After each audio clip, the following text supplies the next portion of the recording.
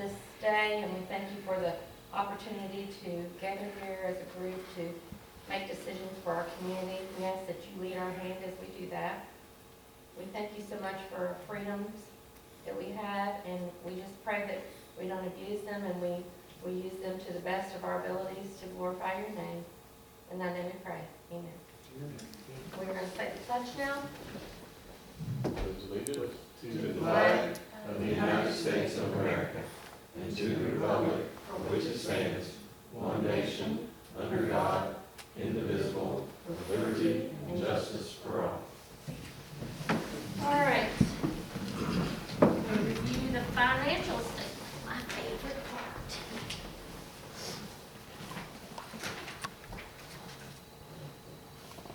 All scholarships were All taken out. scholarships have been claimed, and they had their interims turned in and met the minimum qualifications, and they've all been paid out. As well as on this one, the middle school had not got with us for their grant, and they have done that, so.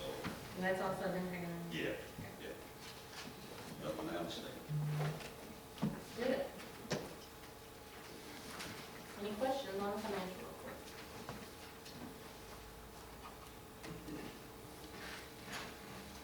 I'll entertain the motion to accept the financial report.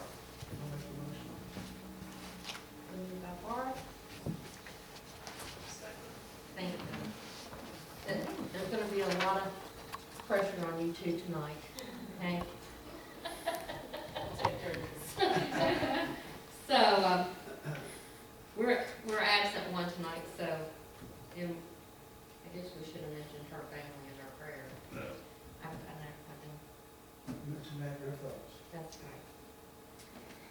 He's a good person. So, review of last meeting minutes.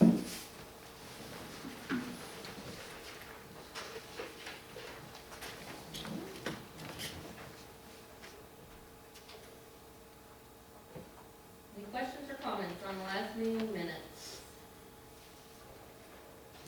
Make a motion, we accept them. Okay, Second. thank you. Motion. Stay with me over there. All those in favor? Aye. We'll never, ever go against Lisa's good minutes. Exactly. Okay, why don't we skip 6, 7, we'll skip 7 and 8 till later. Is that okay with you all? Yes. Okay, 7 and 8 is election of chair and election of secretary. So we're gonna skip those till a little later. Grant presentation of schools. That's all you, girl. Yes. Let me get on pulled up here. That's important. Thank you.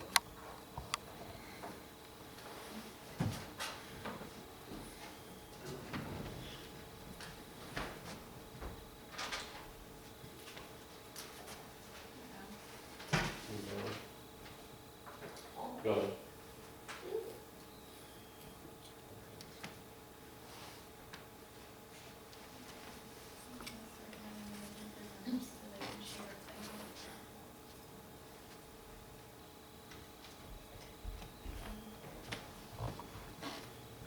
Hey Stephanie, can you hear me?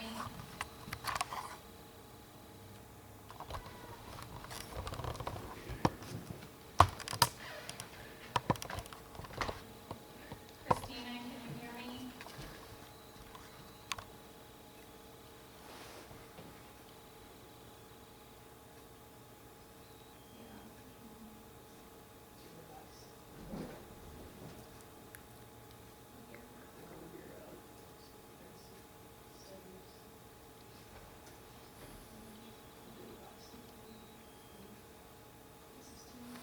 Yes.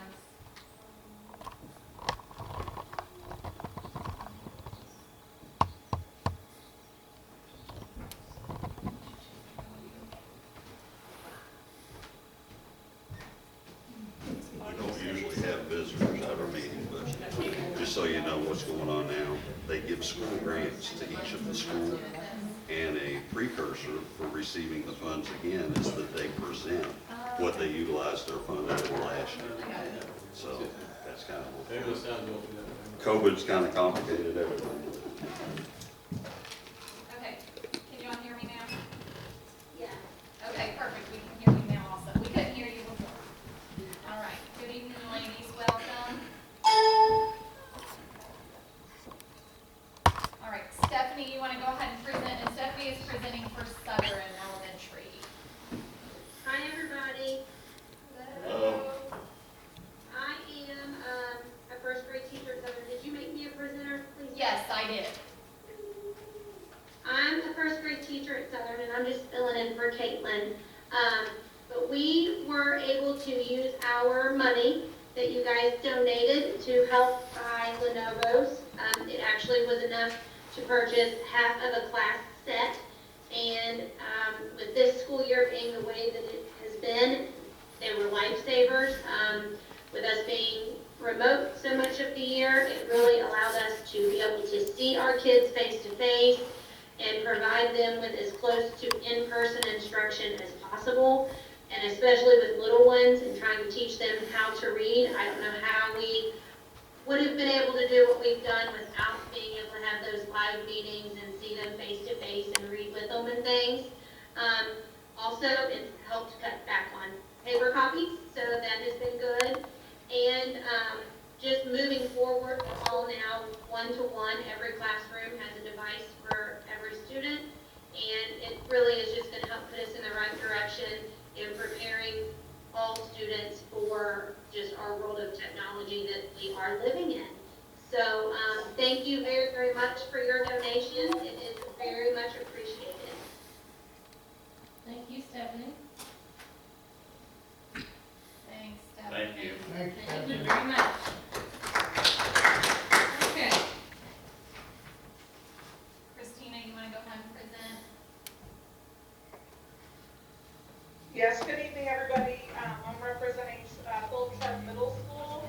I am part of the science department. I teach 7th grade science. And we actually were able to, hold on a second.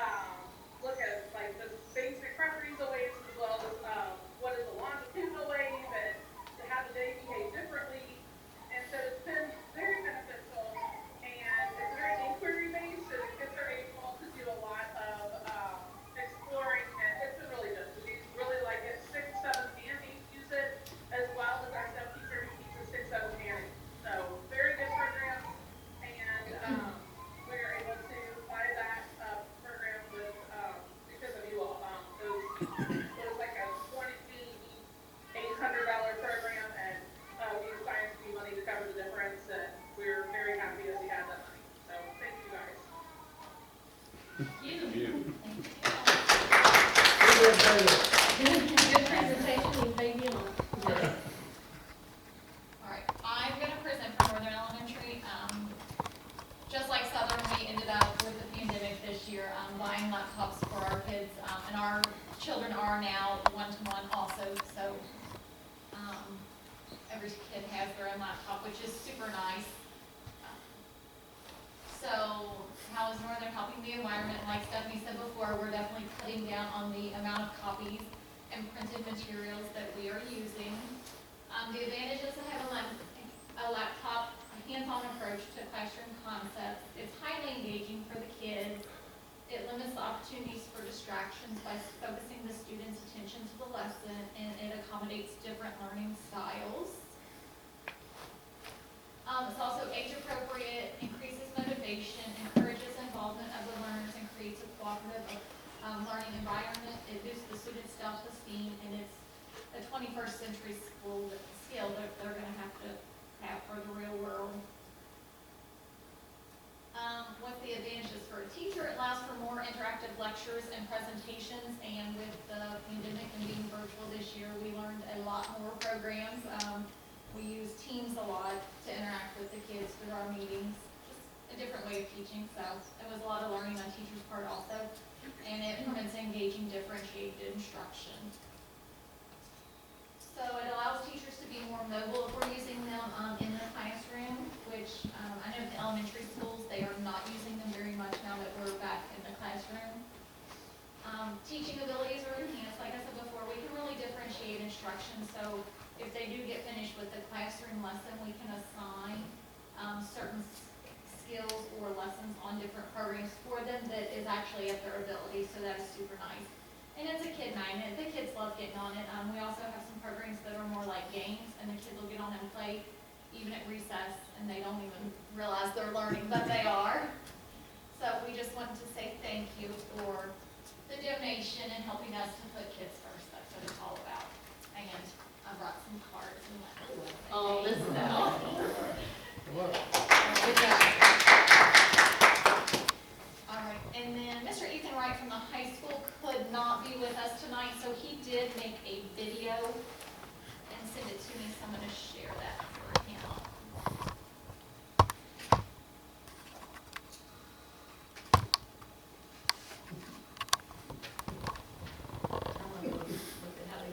I was getting ready to say that's what I was doing. Hi, my name is Ethan Wright, and I'm a second-year high school science teacher, and I apologize about the video. So when you're watching this, my pastor is also, he's on vacation right now, and I am the student pastor at Fairlane Baptist Church, and so I am pulling a little bit of double duty, and I couldn't find a sub at church for tonight's service. So I'm there teaching a Bible study, but it was extremely important to me to try to present, and thankfully Ms. Cooper was gracious enough to let me send in this video, so I apologize I can't be there tonight. But I'm really excited about what this money is going towards. So before I was a teacher, and actually my college job, I worked for two friends of mine from my church, and they introduced me to virtual reality. And it was very rudimentary at that point and not very impressive, but it kind of stuck with me. And fast forward to now my teaching career, and I've seen how far that technology has come, and we are finally able to put together this fund with some that Ms. King, the media specialist, has offered, and some that Mr. Dietrich had offered.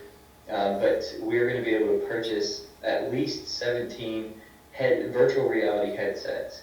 And I've been working very closely with Ms. King and Mr. Craig Smith throughout this whole process, and this is going on about, we first talked about it probably in December. So it is going on quite some time.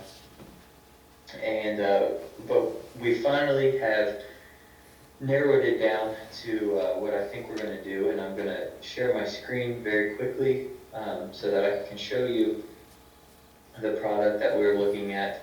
So we are looking at the HTC Vive, and they are self-contained, so they don't have to be attached to the computer, and these are like handheld devices that allow you to interact with whatever you're looking at in the virtual reality experience.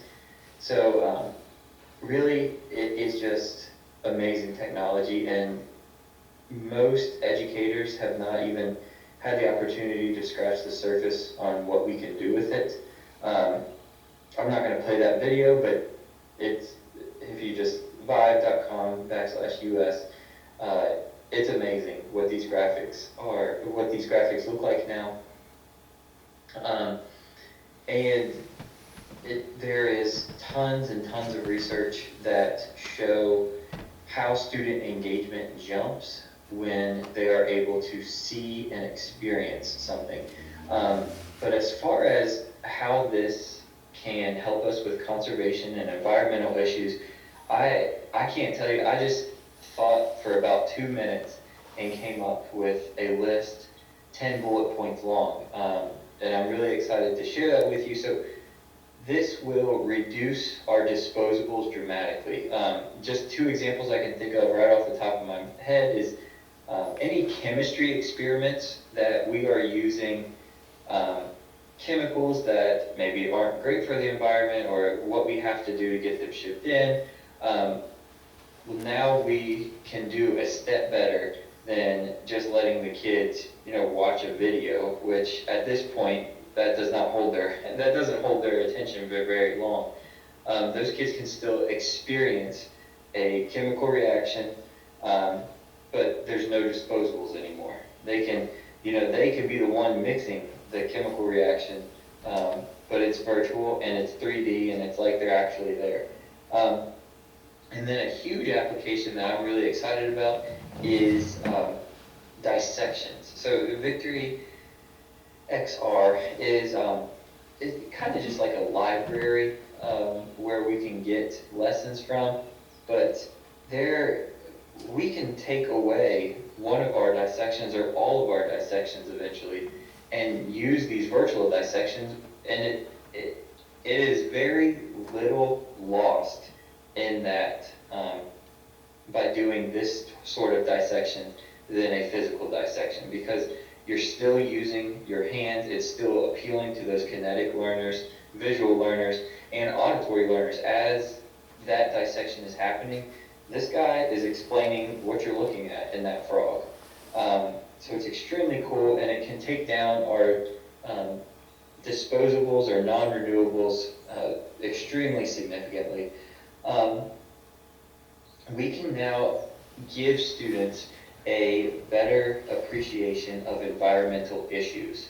So when I'm talking about climate change in my class, I can take a student to the rainforest that is being deforested, or I can take a student in the middle of an F5 hurricane, and they'll have to explain to me how climate change is occurring because of what we're doing to the environment.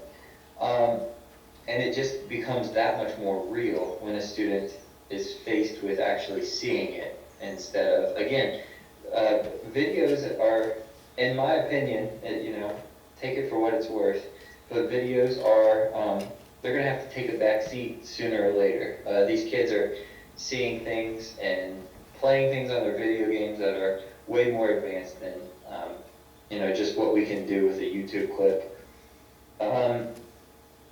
And then instead of printing papers, my students can experience things, and I'm really excited about that. So I was just talking to one of our English teachers at the high school today, and she mentioned how one of the units, they read To Kill a Mockingbird, and they kind of journey through the civil rights movement, and that is a lot of reading, partially because it's an English class, but partially because that's the best way that she's been able to help the students engage it and see it through reading and, pictures and some videos. But now, this journey for the civil rights to life with augmented reality, this actually takes students through the civil rights movement as if they were a black person.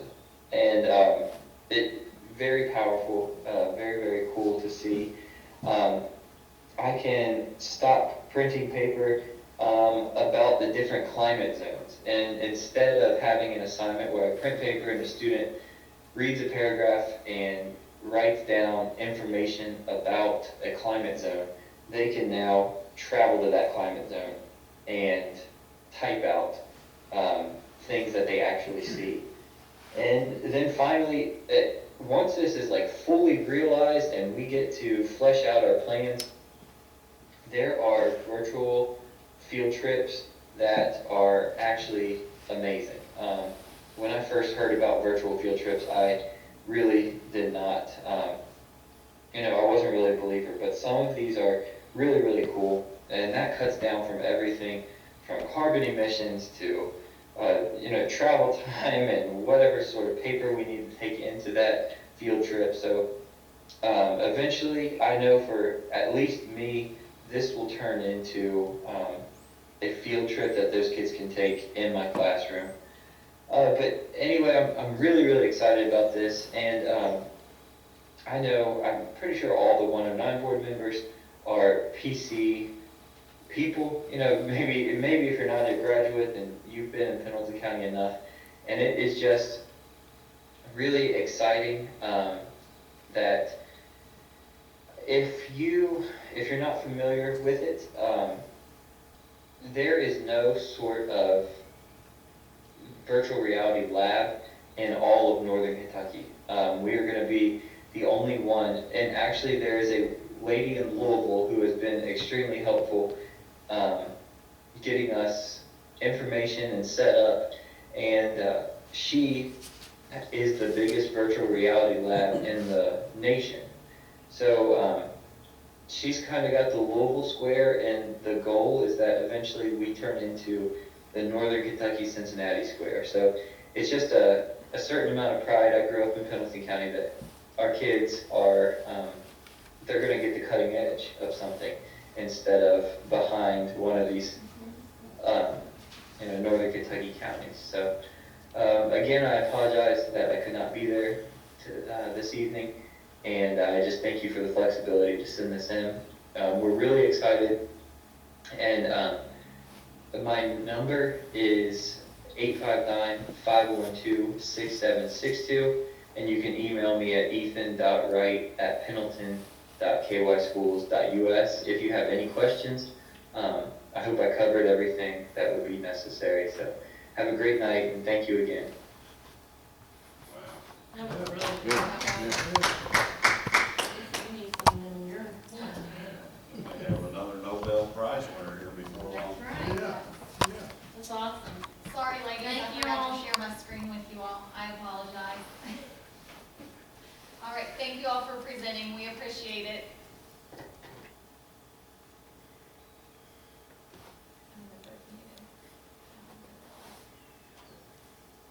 Bye, girls. Thank you. You're welcome. Thank you. Thank you, bye. Thank you, Trustee Osco, for making this possible also with your phone. We, as far as grant presentation goes of schools, do we want to, there were $2,500 last year, right? Yes. How do we want to proceed? Make a motion to approve $2,500 per school, again for the next school year. Okay, I'll second that. all those in favor? Aye. Okay. Spring, no, 2021 scholarship analysis. Are we ready? I failed. Oh, Lisa got Caitlin's too. Yes. Okay. Emailed Her those points to are me. to her, oh, you already got them on there?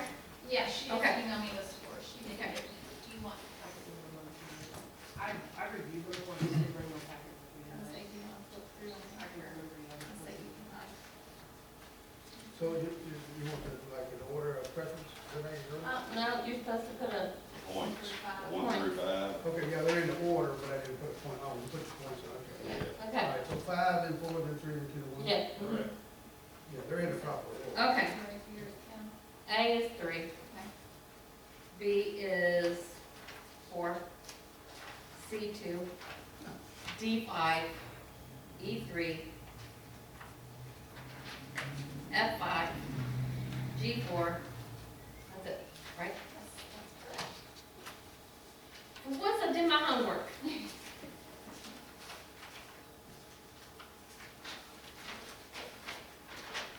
Again, I'll explain, they don't know, so. The- B5, anybody got B5? Bingo, somebody want to bingo out there? They, I believe, have the most fair system of deciding who gets high school scholarships of any organization that I know of. They request that each student applicant write an environmental essay. I get them, their name is not included in it anywhere. I go A through the alphabet over how many applicants they are. They grade them based on that essay, not whose son, daughter it is, cousins, you know, so it's just totally based on that essay that they write. So they're tallying the numbers now for who will get the scholarships and don't have a clue who they are. There's no politics involved. I like that, don't you? Yeah.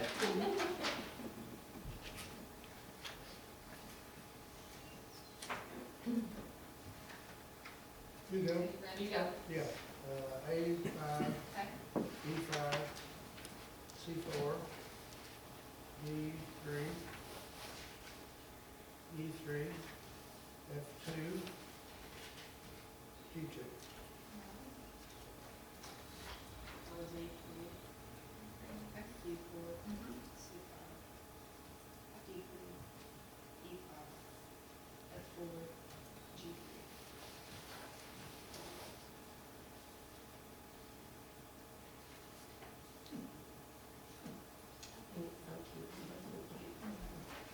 So you want to set your All right. amounts. And How are we, we did 7,000 last year. There were 7 again this year. I think we usually look at the number, the average first Yeah. for each, and then we decide based on that how many we want I to mean, give how out. many do you have, like, 7 total, so the highest rank average was 4.2. okay, And then we have 2 that were 4s, a 3.8, a 3.6, and 2 that are 3.2.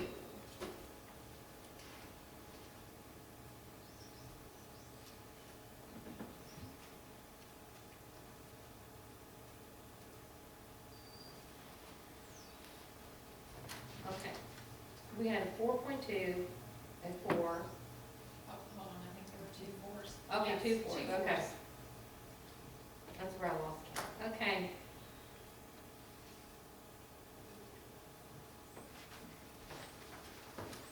Do we have a max amount on the top, or just what we're deciding? We can distribute We have it how we 7,000, like. 7,000 to distribute, right?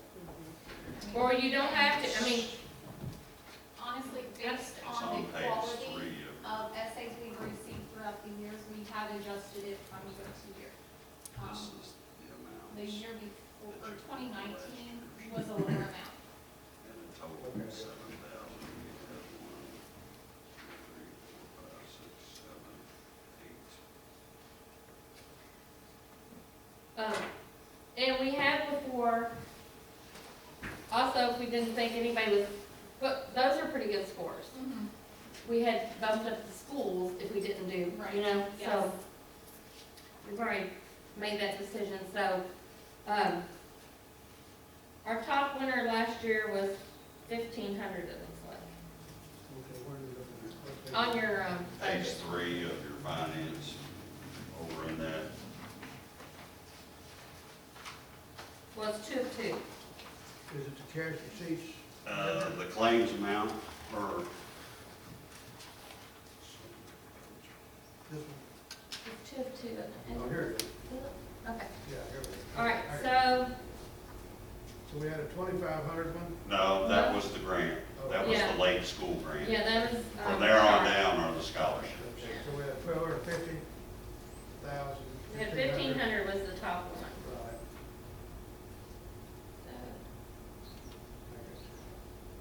So, And we did.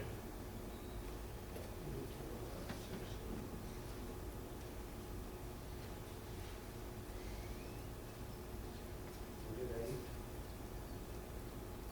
That was the total, That's correct. and that totaled 7,000. you have any big expenses coming up that you think you're gonna need?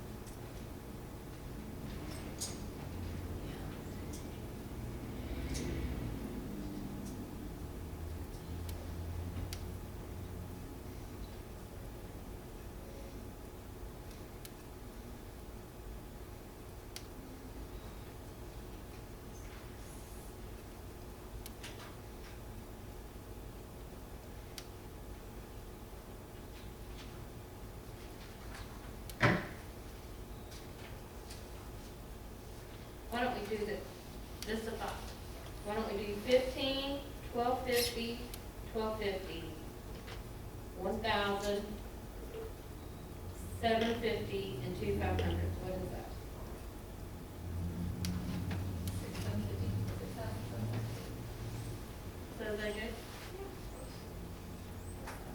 1,500, 1,250, 1,250, 750, 750, 500, 500. So this one, yeah, we pump that other one up to 1,000. Whatever you want to do. 15, 1,250, 1,250, 1,000, 750, and 500 twice. Can you give us the name of those people who won those? Please. I'll be taping and putting it on the website if you want to make those public now. They usually know. Or Okay. it's all over anyway. I just wanted to make sure. Yeah. Thank you. No problem. Thank you.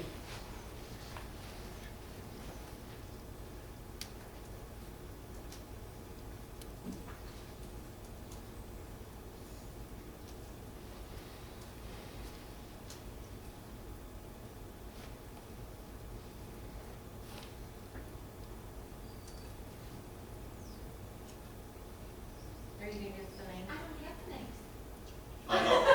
names. I need the letters. Oh! The rank.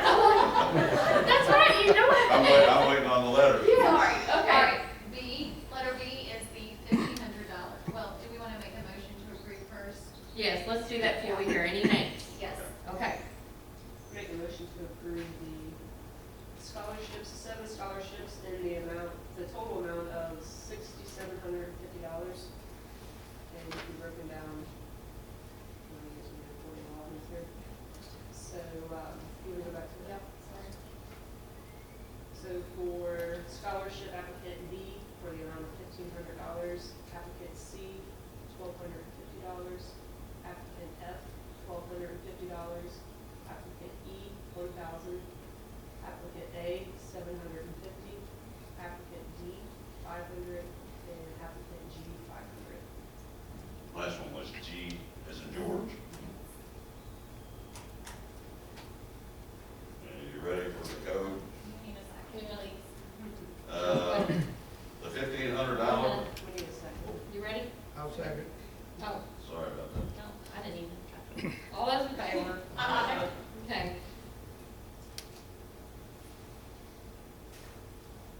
Now, We're ready. No, Just need to- okay. yeah. You were with- applicant B is Sydney Faith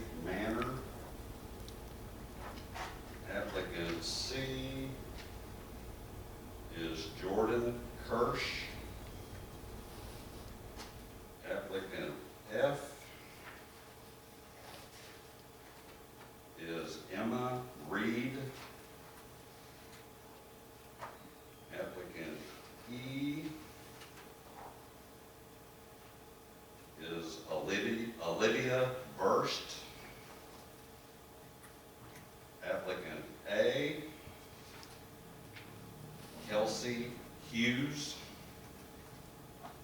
Applicant D, Tyler Caudill. And applicant G, Holly Marie Bowman.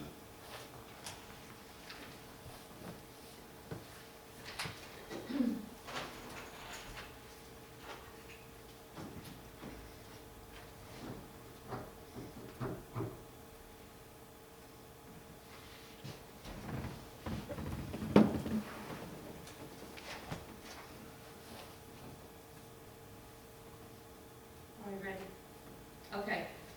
Item number 11 is spring trash pickup dates.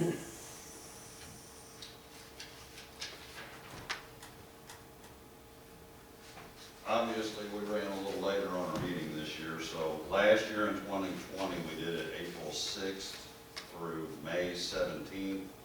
I spoke with Keith earlier today, and I'll have time to let him know. I will be on vacation next week, so it depends. You could make it Monday, April the 5th, or if you wait till I get back from vacation, open it for April the 12th. And then this year, they actually, it kind of works out even if you wait till the 12th, because you ended it always to have them off the highway before Memorial Day weekend. It's a week later this year than it was last year. So, So we'd just be looking at the start date and end date being pushed back 1 week. yeah. You can start at April 12th and end May 23rd, and that hasn't done before the Memorial Day weekend, as opposed to last year, it was April 6th to May 17th, Okay, when's spring break, Next week. next week. which is the dates of what? Fifth 7 through the 9th. Huh? Fifth through the 9th. And I speak from past experience, when I was doing, ball teams and stuff, spring break was a good time, because you had the people that weren't going places, they could gather their crews in. I would entertain, it doesn't matter, we'll vote on it, but I would entertain that they'd be able to start next Monday, 5th, because of spring break, there's gonna be people that aren't going anywhere this year. Yep. Due to COVID and whatever. If you're on vacation, when they go to get the supplies in, is that the? That'd be the only thing. I'll have to figure something out for those. They normally, I have very little turnover in that, so some of them may have enough supplies left from the fall to get them through this spring. But that would be, and I'm not I can saying, help you on that, I will. okay, all right. You might alert them and then tell them you may not be available, and you get them to me and Okay, Tim call me, I don't know that.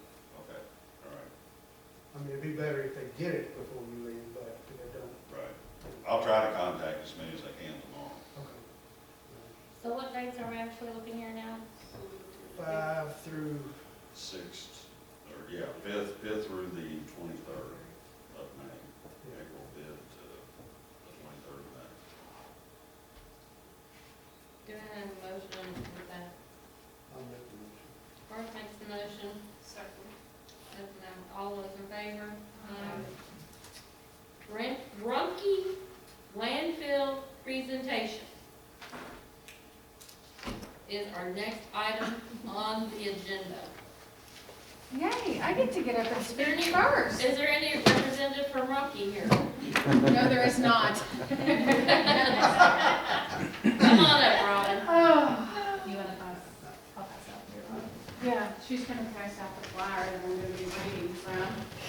Reading. I'm going to be reading this for you tonight. Yes, I'm going to be going over the host community fees and the community 3 days. Is what I will be discussing. Thank you. They only allowed me a certain amount to talk about tonight. I guess maybe they feel like I'm a little winded or something. Anyway, on the host community fees in 2020, Rumpke paid $910,566.47 to the county general fund, and $20,894 to the education fund from host community fees collected. In 2019, we paid to the general fund $688,540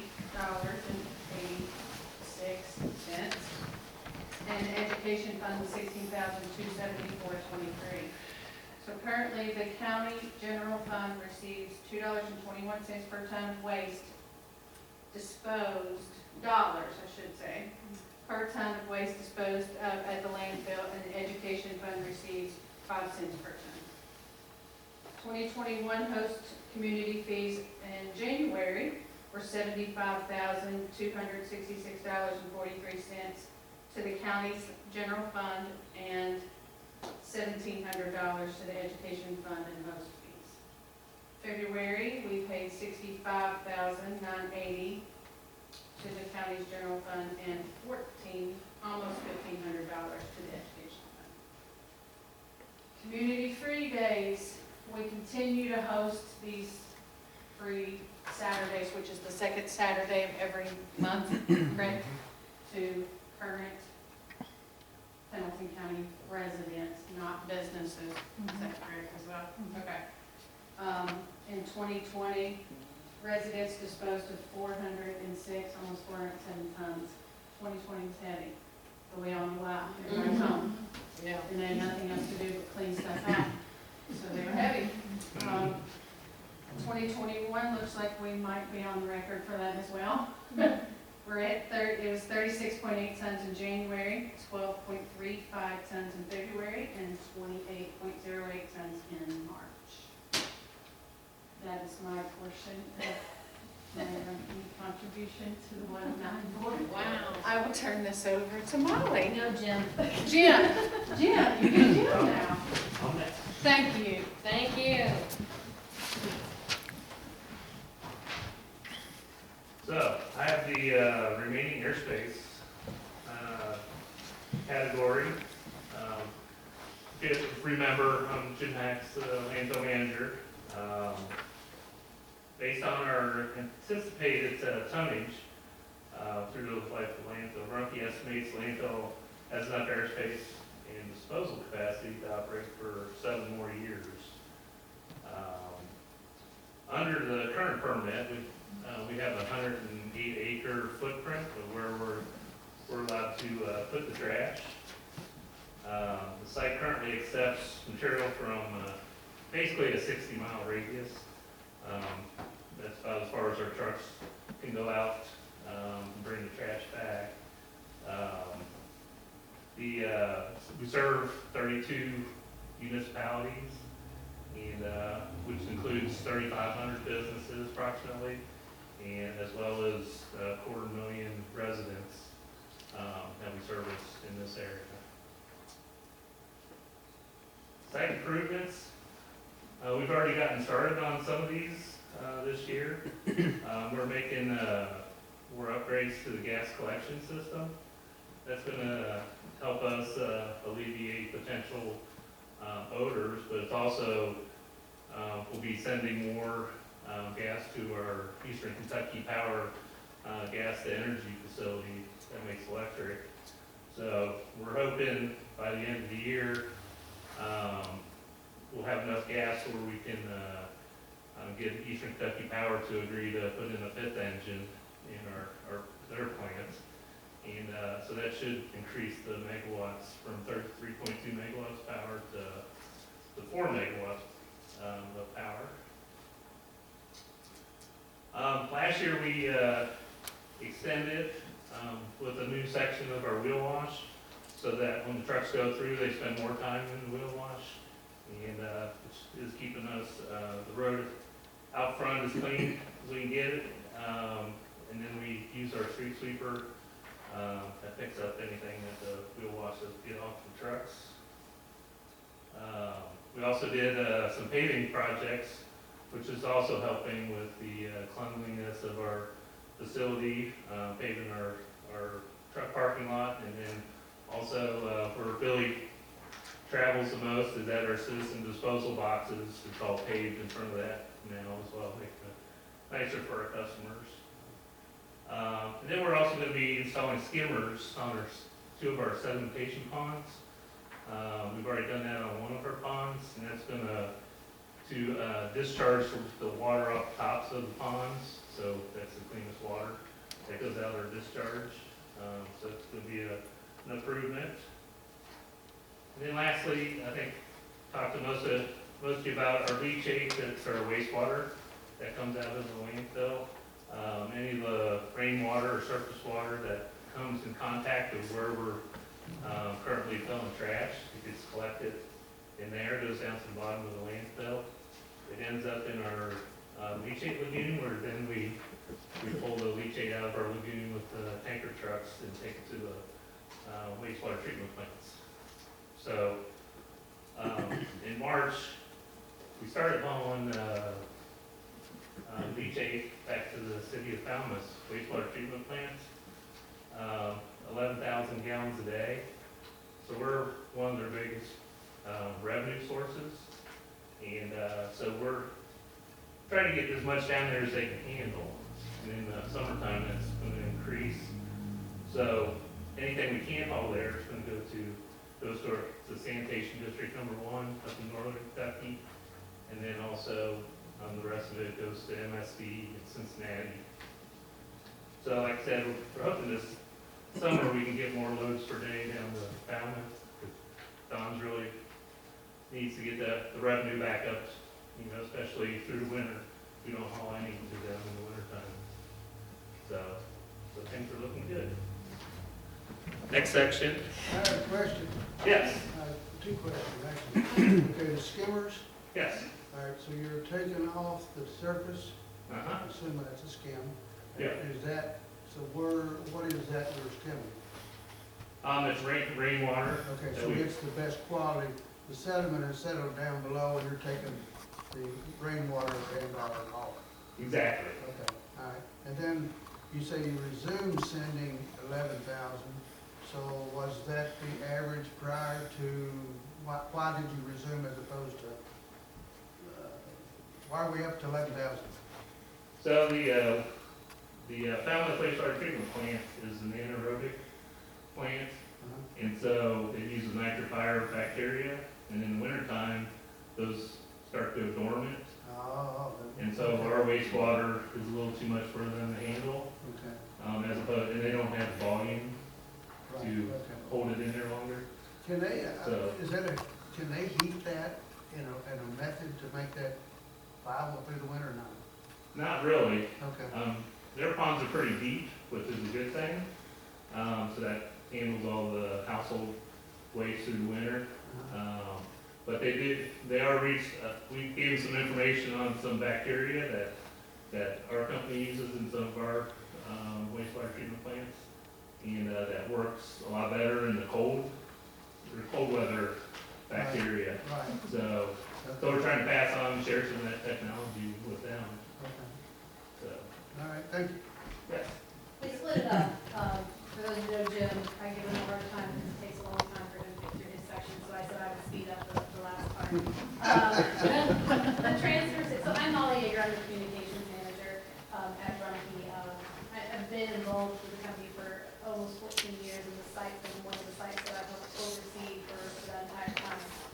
I wanted to quickly talk about the transfer stations. As Robin said, we saw an increase in the amount of funding that the county received because we saw an increase in trash. And part of that is because, as we just talked about in July, when we came out to our site, we took over operations of the Covington transfer station. So that really allowed us to do a couple things. One, it allowed us to consolidate trash from northern Kentucky, from Boone and Campbell counties before sending it down here. So instead of sending a bunch of trucks several times, we were able to consolidate into one bigger truck and bring it down here. But it also meant that there'll be additional tonnage coming from up in the northern Kentucky area down here. So we saw about 400 to 500 tons of additional trash from the landfill from the addition of that transfer station. As we also talked about this summer, we are currently constructing a transfer station in Scott County, Kentucky, right outside the Georgetown city limits. This transfer station will allow us to consolidate trash from not only Georgetown and the Scott County area, but also the surrounding counties. And that trash will be either transported to the Pendleton County landfill or our Montgomery County landfill. We're anticipating that might add 200 to 300 tons per day to the Pendleton County landfill, and that's scheduled to open in May. Obviously, we have to feed that site with the trash, so we're not really sure if that 200 to 300 we'll see right away, but either way, that will result in additional funding as well for the county. Some other things that we're doing, I know Billy and I talked last week a little bit about this. We are going to do an educational campaign. I know Billy's been doing a great job of educating residents of what should go in those drop boxes. But making sure people are putting those right things in those drop boxes, make sure everybody's recycling efforts count. Because putting the wrong things in those drop boxes can really hinder the whole recycling process. And all those people that spend all that time putting the right things in there might prevent all of those from being recycled. So it's really important that we only put the stuff that is accepted in our recycling program in the box. So we're getting some billboards, we're gonna put them up across the county, trying to make sure people understand. I know there's pictures on the box, but not everybody pays attention to those pictures, as Billy can attest to.